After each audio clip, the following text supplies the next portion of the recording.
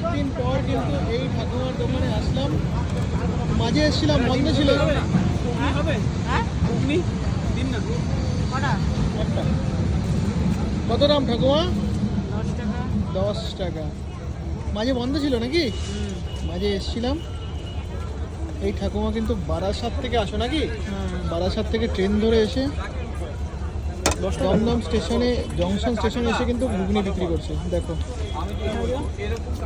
সাথে টক জল এবং পেঁয়াজ। কেমন তোমার বয়স কত হয়েছিল?